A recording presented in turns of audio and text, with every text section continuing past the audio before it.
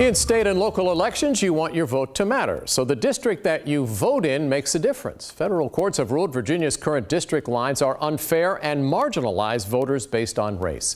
13 News Now reporter Evan Watson shows us how a new proposal could change the way the lines are drawn, taking power from politicians and giving it to you. This is a map of Virginia's current district lines. From a distance, it looks clear enough, right? State representatives draw the lines, but judges have ruled that can be a clear conflict of interest. To get why this matters, you have to start with gerrymandering. It's the process of drawing district lines to favor one party. Say you have a state that's 60% blue, and you need to separate the state into 5 districts. The ideal solution would be to draw 5 boxes that match voter representation. But say the blue party is in control of the process. It could draw 5 districts that completely disenfranchise all red voters. Or say the red party has the power. It could draw the lines to give the red party an advantage, even though there are fewer red voters. In the last 2 examples, the power of your vote is affected.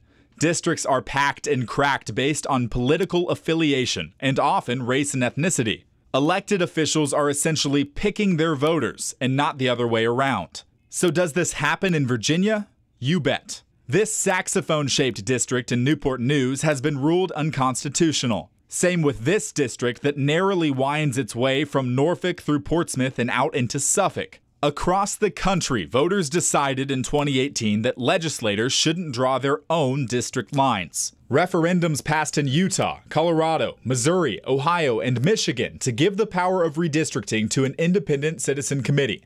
And that's exactly what was proposed in Virginia. Here's the initial proposal from a group called One Virginia 2021.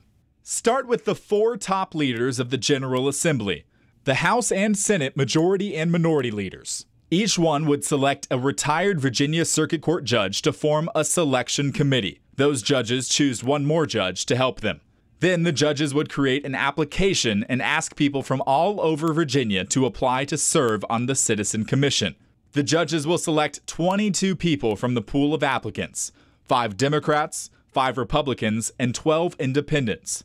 The process then returns to the General Assembly, where each leader has the power to strike a member of the opposing party and 2 independents from the pool. You now have a 10-person committee made up of 3 Republicans, 3 Democrats, and 4 independents. At least 7 members of the commission would need to agree on the new district map. For advocates, this was the dream proposal, but Virginia senators voted it down in January.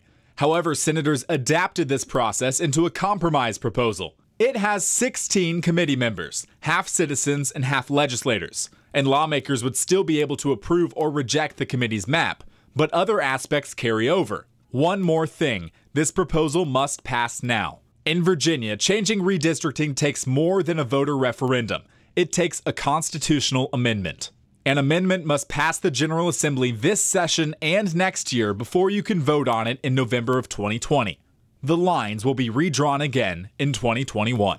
Tomorrow, the compromise proposal will pass from the Senate to the House of Delegates on crossover day. It wouldn't create a fully independent committee, but it's a start, and it would give citizens a voice in drawing Virginia's districts. Evan Watson, 13 News Now.